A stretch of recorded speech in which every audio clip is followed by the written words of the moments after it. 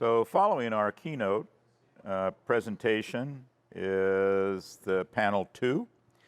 Title of the panel is A View from Spykman's Rimlands, Resilience and Resistance in the 3 Bs, the Baltics, Balkans, and Black Sea. Moderating the panel is Colonel Retired Scott Gerber from the Russia Strategic Initiative.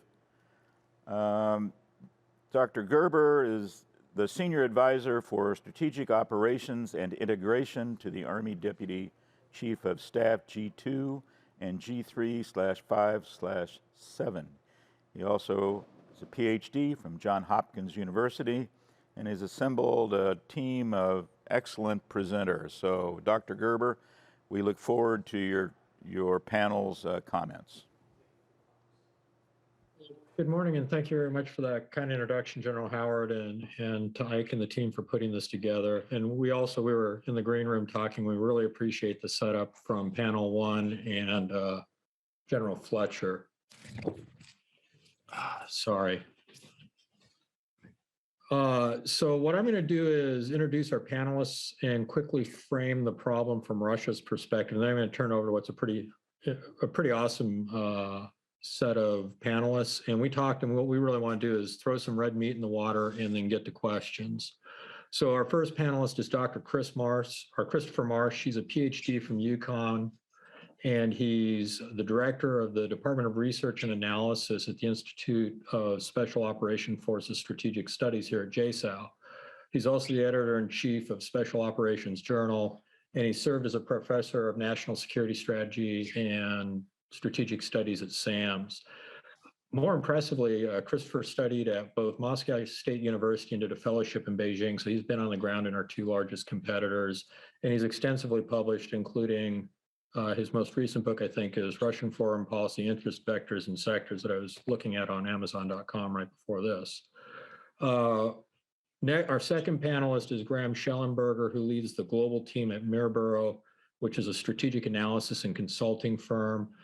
He specializes in foreign influence, particularly social media manipulation, and he's got some pretty high-end customers. He advises both DoD and members of the intelligence community on identifying and countering malign influence. He's also a former infantry officer and served as a psychological operations officer, both in SOCUR and in Cyber Command. And then finally, Brian Petit is a JSOU lecturer who teaches the National Resistance course. He's a retired Special Forces colonel with deployments to just about every place on Earth: the Balkans, Afghanistan, Iraq, Southeast Asia, the Philippines, Europe, and Africa. From what I can tell, the only place he hasn't been is South America and Antarctica. But he's got an extensive background as a practitioner, and he's also the person at JSOU who talks about how do you take theory into reality. And he's also extensively published. His last book, I believe, was Going Big by Getting Small. So what I want to do for just a few seconds before I throw it over to the panel is kind of pick up the red pen and talk about the world from Russia's point of view. Panel 1 talked about objectives and what they're doing. I think to really figure out how do you make people resilient against them, you want to get to why are they doing it. And Ike's idea of geostrategy as a framework is great, because that's how Russia sees the world. They think in those terms. And if you think in this rimland, heartland construct, what you're really talking about over the last 2,000 years is kind of this WWF cage match fighting back and forth. And the cage in this case is Russia. Everyone around them has pretty much invaded them. Russia's response was to build this buffer area around it, and that buffer area got rolled back during the Cold War. And that creates a real security threat for them. The loss of the expansion, the expansions they made up through Stalin's era. A ship sitting in the Black Sea, an Allied ship sitting in the Black Sea, is a 5 to 8 minute time of flight for its missiles to strike ICBM fields in Russia. Russian authors write about the West using former Soviet space as a platform to launch these non-military color revolutions to try to change regimes. So the Russians legitimately see this as a threat to their survival. They also see a lot of opportunity in the 3 Bs, because a lot of the states in the 3 Bs are weak for a variety of reasons. They're small, they contain a lot of internal conflicts, or they have weak institutions, or some combination of the 3. The problem the Russians have is regaining their space through traditional military operations really isn't viable at this time. Nuclear escalation is pretty dangerous, and conventionally they're not really confident they could win that fight, my opinion. So they developed this idea of new type warfare, and I think the thing that everyone has to understand is new type warfare melded unconventional warfare, non-military operations with conventional and nuclear warfare, and the Russians see that as one giant continuum from traditional diplomatic action to global thermonuclear war, and they mix and match based on the problem set. The best example is Ukraine. We see them run a lot of non-military operations in Western Europe to try to dissuade Western Europe from becoming involved, creating an umbrella, a non-military umbrella for them to then conduct military operations. We obviously see them do just a lot of straight non-military operations. So what we have is a highly motivated adversary who, probably legitimate or who believes they're in fear of survival. That means they may not be a particularly rational actor, and that makes deterrence hard. And I think the question that our panelists will start to tackle is, how does resiliency and resistance counter the twin threats of Russian non-military operations, as well as preventing them from employing military escalation when those options don't work? And so with that, I will turn it over to Dr. Marsh for his comments. Thank you, Scott. My opening comments focus on three issues: resistance, deterrence, and reassurance. In terms of resistance, I argue that this is one of the few areas in which we can support regional allies in the EUCOM AOR and not trigger the Russians. This is limited to NATO members, however, because training countries such as Ukraine and Georgia could potentially trigger a Russian response. In fact, if we can believe Putin's words, our relationship development with Ukraine and Georgia is seen as a precursor to NATO expansion and is Russia's greatest security challenge currently. My second point relates to integrated deterrence, the concept emerging from the Pentagon lately. This concept focuses on a whole-of-government approach to deterrence. Essentially, we're referring to the prevention of an adversary from doing something that is against our perceived national interests. This ranges from influence operations all the way to the nuclear triad. This concept needs to be fleshed out more, but we are likely to see it playing a central role in future U.S. strategy. Finally, we must address the issue of reassurance, the idea that we must reassure our allies, primarily the new NATO members along the alliance's eastern flank, that is Estonia, Latvia, and Lithuania. We must assure them that we will assist them both now during these stressful times and in case the balloons do go up. If that does happen, we will only rely upon economic sanctions, according to President Biden at this point and Secretary of State Blinken. Or will we actually resort to a military response? Simply relying upon economic sanctions, I would argue, will not deter Russia from invading Ukraine. I believe there must be a genuine threat of significant military assistance, if not outright intervention. As Liam Collins said earlier this morning, it needs to be costly. It needs to be like the US involvement in Vietnam or the Soviet involvement in Afghanistan. And hopefully those costs will deter Putin from aggression. I would conclude my comments by reiterating that these 3 points are linked. Resistance training is a form of reassurance and at the same time is a form of deterrence, as it signals to the Russians that an occupation of the allied state trained in resistance will automatically lead to a costly insurgency. For deterrence to work in this way, military action against our allies must have a cost. The Russians cannot think that they can repeat Crimea, that is, gain foreign sovereign territory without a military response from the West. That will not deter them.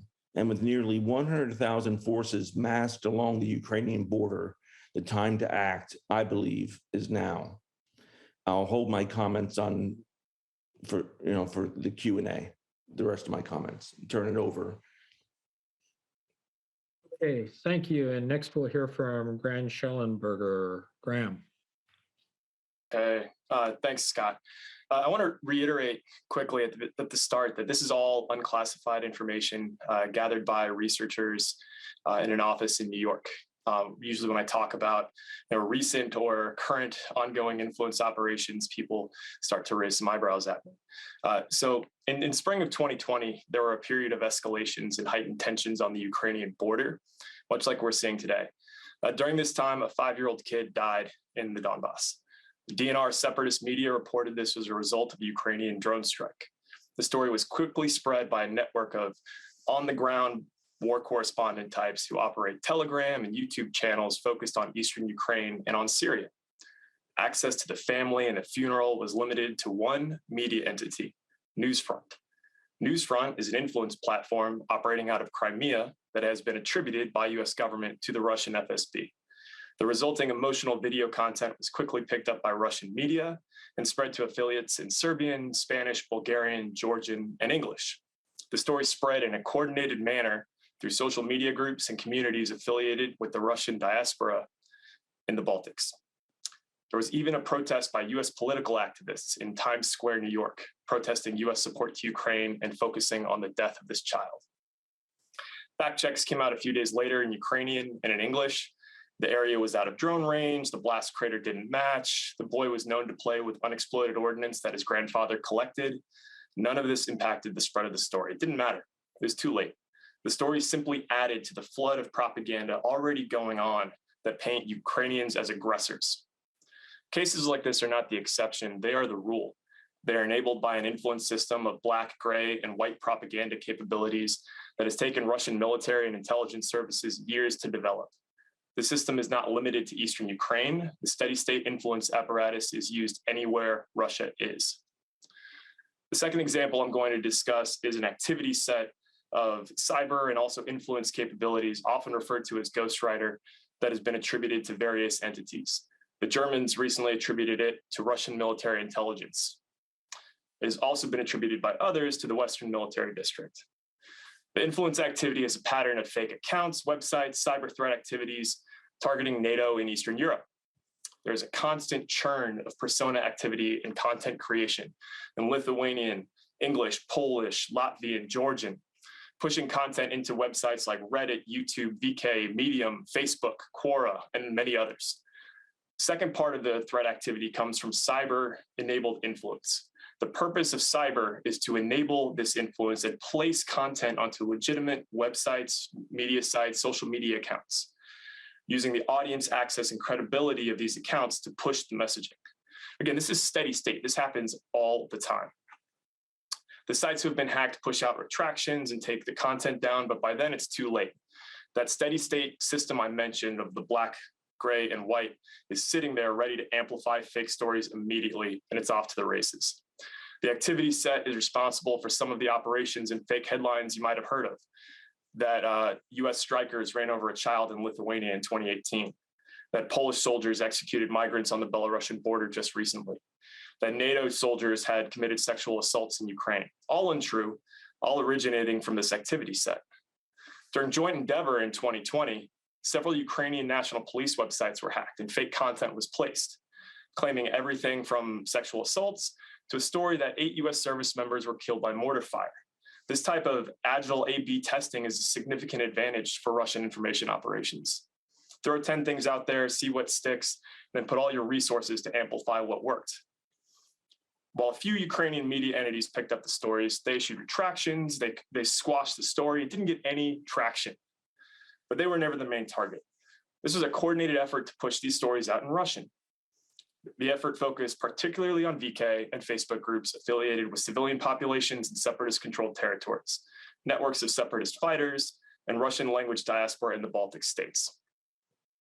So, fake stories on the internet are as common as truthful ones. Why do we care? Why does it actually do anything? Does it affect resilience? Is it just more noise? Perceptions do matter. It impacts separatist recruitment. It impacts the ability to recruit human sources. It impacts the ability of, it impacts the resiliency of countries who have to muster political will and resources from populations who are siloed into different echo chambers. The same social media groups that receive the steady flow of content in the last 72 hours have posted 100 different recruitment ads for separatist units trying to get Russian and Ukrainian citizens to join the fight. And I'm a little over time, so apologies, Scott, but looking forward to questions. Thank you, Graham. It's an academic panel. No one expects us to be on time. But with that, we'll go over to Brian and over to you, Brian. Yeah, Graham, fascinating. Scott, thanks. Good morning. Brian Petit here. I'm coming to you from Colorado. As Scott said, I'm a retired Special Forces colonel, and I'm a JSOU adjunct and teach at a few other places. I'm with you today because I teach the National Resistance course for JSOU. And you know, what is that? That's a home and away game. I spend time with US SOF interagency and, you know, others, you know, in the US, you know, trying to sense make of resistance and resilience. And what does that mean for, let's say, an advisor going forward to Estonia or Georgia or Ukraine? And then SOCUR, we're in engagement for a purpose. SOCUR takes the National Resistance course, launches us into all their key countries that are building resilience and resistance strategies as part of total defense. So I've been on the, you know, that circuit for about 3 years with, you know, all the places, Estonia, Lithuania, Latvia, Poland, Romania, Ukraine, and Georgia. So if nothing else, I don't claim to be an expert, but, you know, I'm well-traveled, and I'm getting in that space between the concepts that are in the resistance operating concept. You guys had Otto Fiala on here earlier, you know, a great compilation of ideas and concepts that Otto, you know, stewarded for SOCUR. And we sort of bring that into these countries and say, what does this mean to you? And then we come all the way down to modeling, organization, tactics, and, you know, what can a country conceptualize? What will they tolerate? What risks are they willing to take to pre-build a you know, resistance? That's tough work, and it's tough work for our resistors. I am going to talk about Ukraine. That's kind of what I've been asked to do, and I do have a slide. I don't know if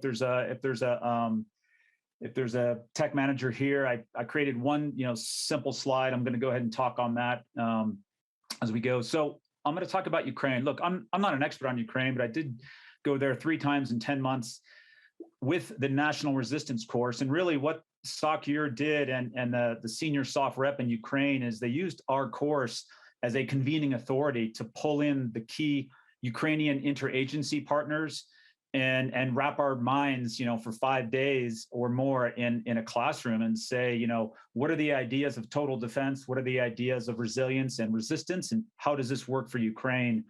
So I did get to do multiple, you know, pumps in and out of there with the keepers of the pen of a Ukrainian law on resistance and resilience. So on 29 July of this year, 2021, President Zelensky signed into law 2 key laws. One is 5557, and that is called On the Foundations of National Resistance. You know, this is Ukraine accelerating themselves up into the, you know, I should say, from a legal, constitutional, and an almost policy side, they're kind of putting themselves up, you know, with the Estonians, the Swedes, you know, the Norwegians, the Finns, some of the players that we look to, Lithuanians that are very well organized in this. So Ukraine took a huge step on this. They passed a second law, which is they added 10,000 soldiers to their territorial defense forces. They want to wrap their resistance somewhat around their territorial defense forces. This is Ukraine's, you know, this represents a big step forward for Ukraine, which is, you know, let's stiffen our total defense scheme by activating and building a legal framework to have our citizens resist Russian encroachment. So, you know, it sounds great, but you know, it's risky. And if any of you here have read, you know, The Rock, I think that you see it starts off with what is the legal basis, right? What is the constitutional basis for resistance? And if you don't have that, you know, you're playing with fire, enabling your citizens to take up arms against an occupier. It sounds good, but it's, you know, it's quite dangerous. As many of you know, if you've worked with irregulars or militias, if you breathe life and authorize just about anything to create violence, you know, it may create violence in the manner in which you want, but it will create violence in the manner in which you don't want. It's just a matter of time. So Ukraine has stepped into that and tried to build a framework around their citizen-based resistance. Let me give you 3, you know, sort of 3 ups and downs on what I see out of this Ukrainian law, which is now just a few months old. Number one, this is aggressive lawmaking. Ukraine is taking a stand and trying to formalize what they already have, which is lots of militias and irregulars fighting Russians. They're trying to add some structure to that. So I think that you see their parliament and their president taking a risk in order to thicken their defense. I find that somewhat bold and encouraging. Number two, Ukraine is accounting for their militias. There's roughly 24, or you could count them different ways, but roughly 24, irregular militias that, when the Russians invaded, self-organized and brought combined arms maneuver to Russians, and many of those are still out on the forward line of troops. What do you do with them? Some of them, as some of you know, are like the Azov Battalion. They're back. They have sort of a neo-Nazi, ideology. Some of them are, might be dabbling in criminal enterprises, but a lot of them do good work on behalf of Ukraine. How do you support them? How do you separate yourself from them? How official are they? Are they quasi-official? How do you punish them? So we don't have a lot of case studies on how a state does that, but Ukraine is one. Ukraine is trying to contend with that, to keep that resistance energy pointed toward the Russians, but not let it, lead, toward Petit and as militias often do. And then thirdly, this law elevates Ukraine SOF. This is important for us because SOCUR, Task Force 10, NATO SOF, and other partners have been working to build and professionalize NATO SOF for several years. And I think that this law shows the confidence of which the Ukrainian government has in Ukraine SOF. So Ukraine SOF went from, a small, almost startup enterprise up right into the big boys. So that's encouraging. Here's a couple negative things, or maybe question marks. Look, Ukraine, they, a lot of their interministerial habits, they look sort of, like pre 9/11, right? Stovepipes of excellence. The habits to cooperate, to share, to interact are I would say, not good or are underdeveloped. So they have some challenges there. Divided allegiances. This is a second negative. Look, Ukraine does have a large Russian or sympathetic Russian population. We heard from Graham.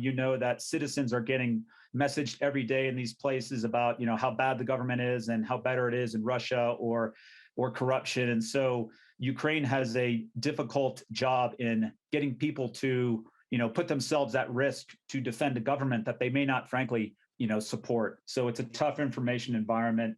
Finally, territorial defense forces. Like a lot of other countries we see, the Ukrainians have invested heavily in this. And, here's a question mark for me. Are the territorial defenses up to the task? Can you make them something more, than they are? I think there's a long build there. And we're going to work, it's a question mark as to who's going to, partner with them and move on and move them forward. So I think I'm at about time. So Scott, I will end there and flip it to you to run the panel.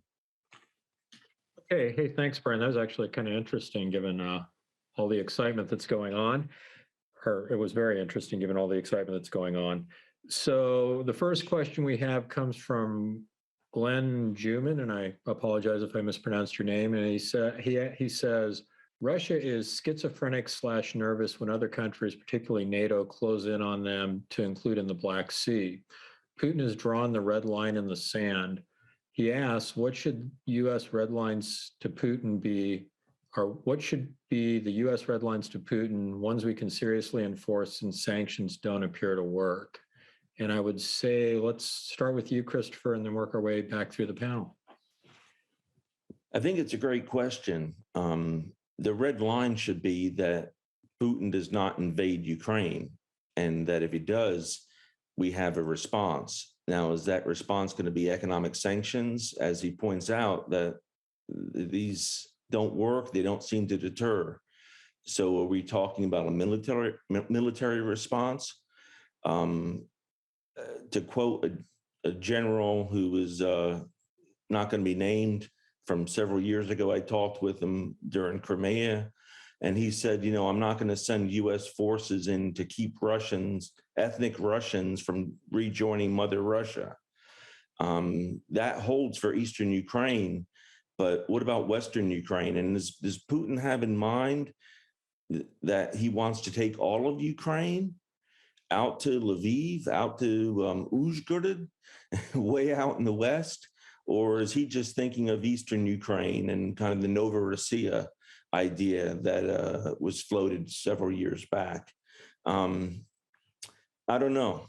I don't think economic sanctions are going to deter, but I don't know if we want to send U.S. forces in to fight the Ukrainian fight.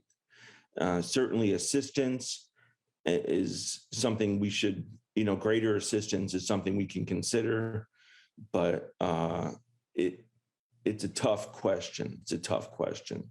That's my response. I don't know if it's an answer. That's pretty fair. I think we're all struggling with that. Graham, any thoughts you want to add? I vigorously agree with Chris Marsh that it is a tough question. I don't have anything to add as far as what our red lines should be. Only add that, what I look at in the information space, what we can at least do is, compete, disrupt, and engage before those red lines. And so we have capabilities to do that. We have capabilities to enable partners to do that. That's what from my point and from my experience, that is what we can and should be doing more of. Okay, took me a second to get off mute. And Brian, any thoughts you want to add to this? No, nothing on that. The one thing I would throw in is it may be worth considering which NATO allies are willing to support a military response. While I share Christopher's concern that the U.S. may or may not be interested in fighting for that, one, you've got to do some mobilization inside your society to say this is worth fighting for, Munich 19, whatever. But while I think we all see problems with some of our major NATO allies, the folks out in the East are probably more willing to take a stronger stand. And I think there's some space for exploration there to see if you could generate a credible red line like Christopher's talking about. Okay, our second question comes from, whoops, I lost it. Oh, there we go. Colonel Retired Derek Jones, and he asked for Brian, in your experience at JSOU, what are the strengths and weaknesses of the SOCOM enterprise as a partner, mentor, and advisor to allies and partners developing pre-crisis resilience and resistance plans? That's a pretty great question.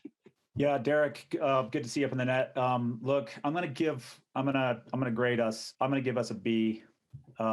Here's why. If you're the honor grad out of a PSYOP, CA, or SF Fort Bragg, and you're top of the heap, that's good. But now here's what I tell you to do. I need you to go into a country like, let's say, Estonia, right? Highly sophisticated, highly educated, highly tech, overgoverned space. They're in their 7th or 8th year of building a resistance underneath total defense, and you're going to advise them, go. Okay, right? Now you got to take a deep breath, right? That's tough. That's tough even for our most skilled, let's say, regionally oriented operators. So I think just being a good SOF operator is not quite enough. It's a credit to JSOU. And the reason why the National Resistance Corps stood up was Mark Schwartz, as SOCUR said, I don't think we're good enough to do this. So there is a bit of an education gap. And, I do think Fort Bragg and, other places, NSW, are producing and providing fantastic folks, but I think there is a gap in really getting this right. And that's not a lick on the force. This is just hard business. It's not just, classic unconventional warfare, grabbing irregulars and making a 2-10 ball club into a 10-2 ball club. We're good at that. But this is, you got a lot of trappings of you guys, you know it all. How can you do this legally? How do you do it underneath a sovereign government? How do you do it in where the electronic spectrum is overgoverned? So this is very difficult. So I think we're sending good folks forward. I think TF10 and others does a great job, but it's tough business out there for these advisors. Over. Great, thank you, Brian. Graham or Christopher, did you want to make any comments? Yeah, again, completely agree, because I was the young PSYOP captain working in Estonia, Latvia, Lithuania, having to work with partners that had done this for decades, and I was 6 months out of the schoolhouse. So agree with everything Brian said. And then add on to that, what SOF can do is it can function as kind of the connective tissue between countries and also pulling back to a common entity. And it's less about like I tell SIAP folks all the time, don't go to the Baltics expecting to train partners, expect to get trained by the partners. And function as the connective tissue, bring insights back. That is where I think, especially on the SIAP side, there's a lot of benefit. Okay, great. Thanks for that insight, Graham. That's really fascinating. Our next question comes from Sergio Garcia, and he asks, are the economic sanctions not working due to the fact that they are not severe enough? Why are they not working?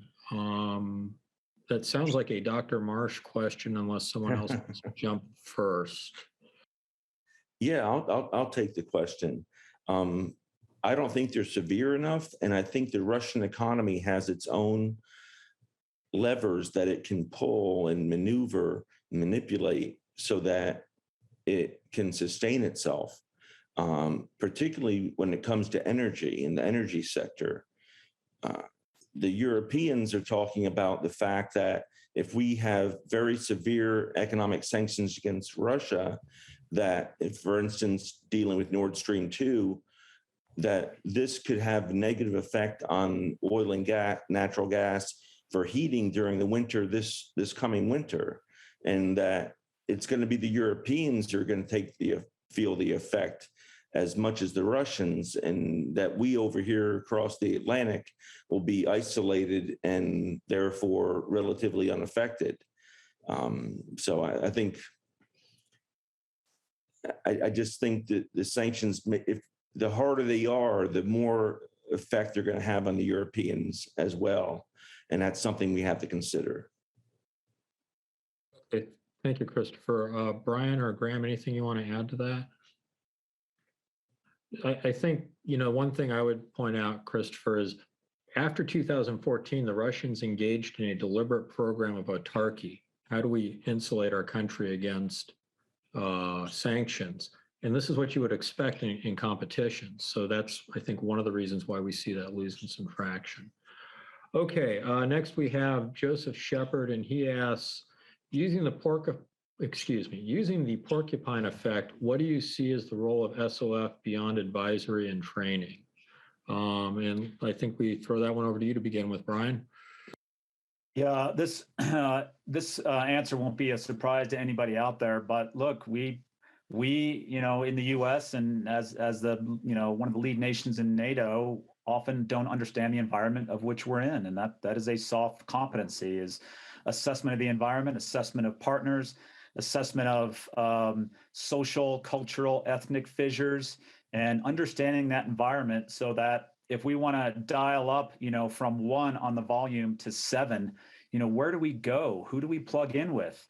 What short-term alliances could work for us tactically, but will have, deleterious effects 6 to 9 months, down the line. So I'm definitely a big fan that if our policy only pushes us so far into, let's say, force generating roles, it's incumbent upon us to help sense make of these complex environments so that future SOCUR, EUCOM, or Indo-PACOM, or other interagency activities, can plug themselves in an informed way, and we don't just, make bad mistakes. So soft assessments is really my answer to that. Yeah, that's a great point. As the one conventional warfare guy in this whole panel, your point about we don't understand what we're going into, and we're going to ask the conventional force to do some things that they're not prepared for. And I'll tell you personally, I turn to my soft colleagues in Iraq a lot of times to get that sort of context. Graham or Christopher, anything you want to add? Yeah, I think it goes back to what I was discussing earlier on what are you actually participating or which partners are you working with in this resilience model? Are you doing the right thing? My example would be I was trying to get some Baltic partners, to play in an exercise with us, And one of them said, I don't have time or people to go worry about this exercise for the war tomorrow. I'm worried about the information war right now, and that's my mission. And so my challenge to the soft side would be, if you're not involved with partners that are in that information warring steady state, you probably should be, because they're also going to be the relevant ones for future conflict. Okay, Chris, anything you want to add? No, I agree with everything that's been said. Insightful. Okay. So our next question comes from Dr. Smithson, panel one, helping us out some more. Another dimension of the Russia-Ukraine crisis is how some state actors leverage issues within Orthodox Christianity as a platform for influence. How do we see this playing out in the information space, and to what effect? So Graham, I think that one starts with you, and we'll bounce from there. Yeah, we absolutely see that. That can be from creating media sites and creating audiences on social media. So you create maybe a Facebook or a VK group for Christians in Bulgaria, or Orthodox Christians in Bulgaria. You already have a very strong pull and identity pull into that group, and then it's just an outlet that Russia can pull on. I don't think it's any different from pulling on other parts of identity. It's just a very tangible, attainable one that they can create content and get to people with. And it's also one that without other maybe Orthodox partners or governments who work with their own Orthodox partners, so Ukraine's a great example, that is the model to kind of separate the influence from how Russia can get into it. But I also want to make the point, I don't think you can ever really stop this as an influence trend. They will always be able to reach people on social media with it. They will always be able to create content that's very cheap and that can pull on people's heartstrings and directly target their religious identity. If I can just pull on that string a little bit more, based on all the different kind of modes of attack that you see, do you see this orthodoxy approach, or this approach using Russian Orthodoxy, to be more effective, as effective, less effective than some of the other things they do? Well, they all have different purposes. And so what orthodoxy and that as a theme really do is it creates that in-group, which is something Russia really tries to enforce. When you try to create divisions between societies, the best way to do this is you have an in-group, you have an out-group, and you have an adversarial relationship. And so what you're creating an in-group with orthodoxy, and that's what the messaging is designed to do. It's not necessarily designed to make you like Russia's policies or make you, target maybe corruption in an allied government. It's designed to create this in-group. And so for that, it is extraordinarily effective, because religion is a very strong motivator. And it's also one that the US government and allies, rightfully so in many cases, have a hard line and stay away from. And so it is uncontested space in many ways. And that the partners who can compete in that space are not military or government, but civil society, religious organizations that talk to partners. That's about it. Okay, thanks. That's really helpful. Brian or Christopher, anything you want to add to this? Yeah, I have some thoughts I'd add. I agree mostly with what Graham said, but the ecclesiastical structure of their Orthodox churches lends itself to fissure. The fact that the Patriarchate of Moscow has financial investment in the Ukrainian Orthodox Church, and all the wealth that is there, it can lead to a division between the Ukrainians and the Russians, and it can be seen as a motivating factor for division. So I would just say, this connection, and it doesn't have to do with who goes to church on Sunday. Scholarship has shown that church attendance is very low, but church identity as an Orthodox person is so closely tied in with Russian nationalism and Ukrainian nationalism that it's hard to flesh out the difference between them. And in terms of the religious situation, the absolute violation of Russia's 1997 religion law on which ended the separation of church and state that was established in the 1993 Russian Constitution, has left itself to the point that Putin can manipulate the Russian Orthodox Church and further this melding of Russian national identity with Russian Orthodoxy. So I'll just leave it there. That's a great point. Brian, anything you want to add? Yeah, let me just flip this briefly on, countering this. This is often the job of the territorial defender. Territorial defender is what? Sort of a part-time local that has, keen detection mechanisms, right, in that village or region. So whether it's the Orthodox Church or whether it's the Night Wolves Motorcycle Club, those in and on themselves are not illegal activities. But when those vestiges of the Russian state start to creep into, right, illegal or subversive activities, oftentimes the first level of detection is, going to be those territorial defense forces. I think that's a good task for territorial defense forces to say, hey, I think the Night Wolves or the Orthodox Church have tipped into, subversive activity. And now, okay, what are we going to do, right? Are we upping our collection? Are we boxing them in? Are we, what are our countermeasures? So I think that this is truly a job of territorial defense forces that have the kind of fine motor skills on detection mechanism on who are the nefarious Orthodox, churches and which ones are just, trying to save people's souls. Over. That's a great point. There's no one like the local church community to realize when an outsider's come in. I think the other thing that I found interesting in this struggle between the Ukrainian Orthodox Church and the Russian Orthodox Church, the idea of Moscow trying to maintain control over the Patriarch in Kiev is a way for them to tell their population, these Ukrainians are still part of our in-group and they're worth fighting for. Whereas the Ukrainians are like, no, we're not. We're on the out-group. Leave us alone. Anyway, so the next question we have comes from Nick Chadwick, and he says, how are we effective at sentiment analysis? How do we measure and create indicators to alert and forecast? And I think we'll start with Graham and probably come back to Brian and Christopher, because I think everyone has good stuff on. Yeah, this probably deserves a panel all its own. The short answer is no.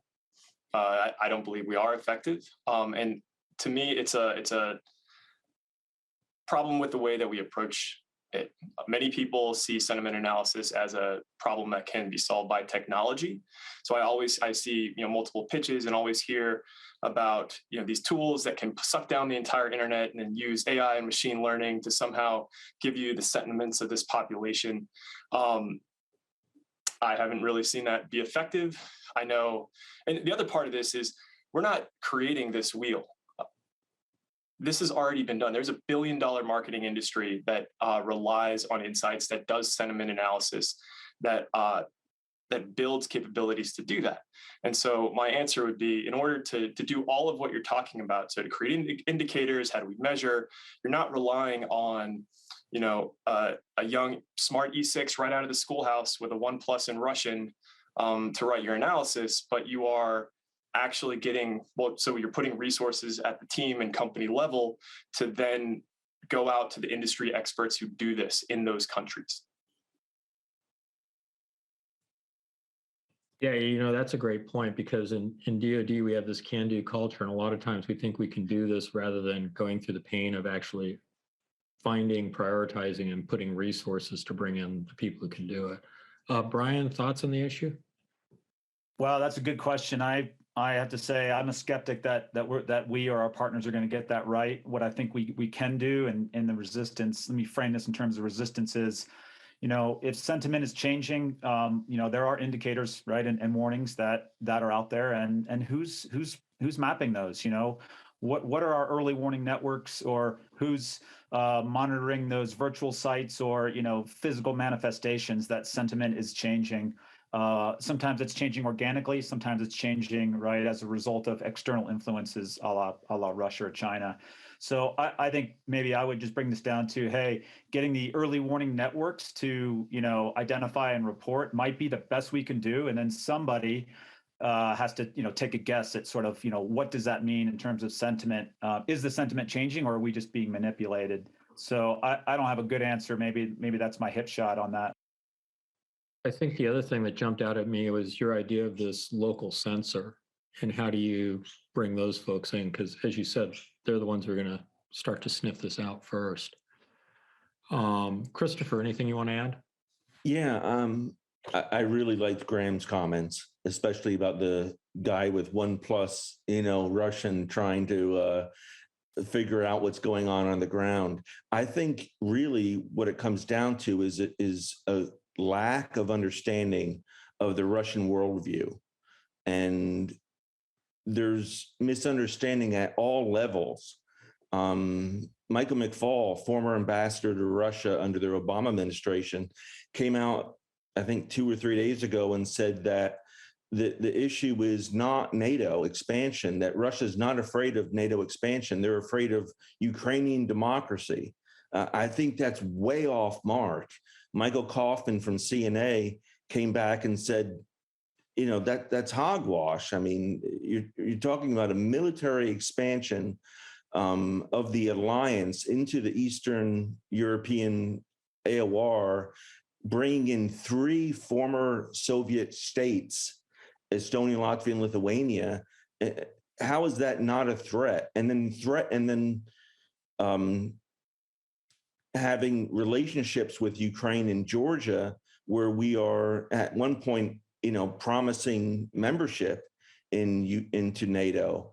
I mean, that is definitely seen as a threat by Moscow, not just by Putin, but by all Russians. Now, Graham would have to answer this question.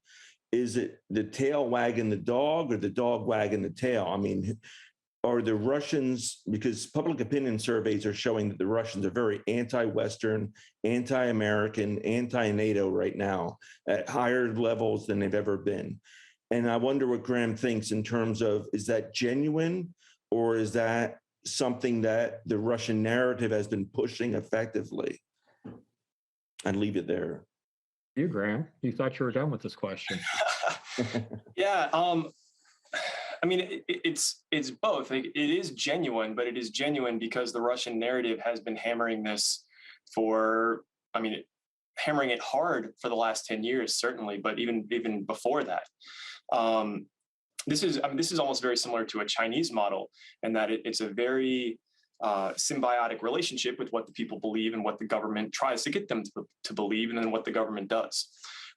So if I would say of all Russian influence operations, 70 to 80% of what we track is focused on Russian-speaking people in Russia. And this is not necessarily the sensationalist disinformation. This is just the propaganda side. This is the very leading headlines and pictures and a flooding of content, the control of channels. For example, Russia government sources paying young TikTok influencers to speak out against Navalny protests. That just show that's an example of Russia trying to use current, modern messaging techniques to shape the perceptions of its population about an issue. And I think that is an example of something that has run. So the dog is chasing its tail, I guess, and it's really hard to say which one came first. That's a great analogy. I mean, the dog chasing the tail, I think, is, the best analogy I ever heard about Russia is they look European, but they're not. That's the best analogy I've ever heard about Russian internal propaganda. So I've got a question I'd like to throw out to the group.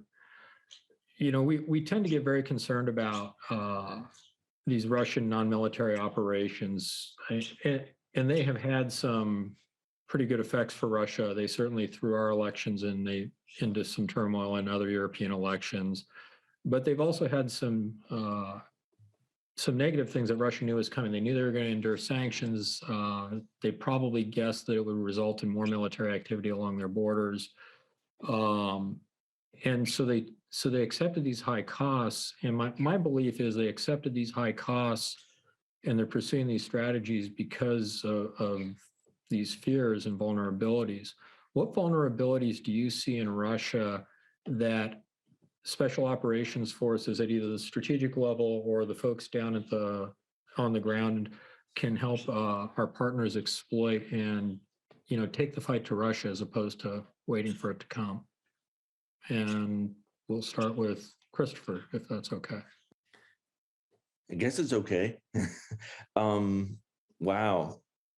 I think, I don't want to be provocative here, but Russia has, out of its population of 143 some odd million, it has ethnic problems. It has 128 ethnic groups within its borders, and sizable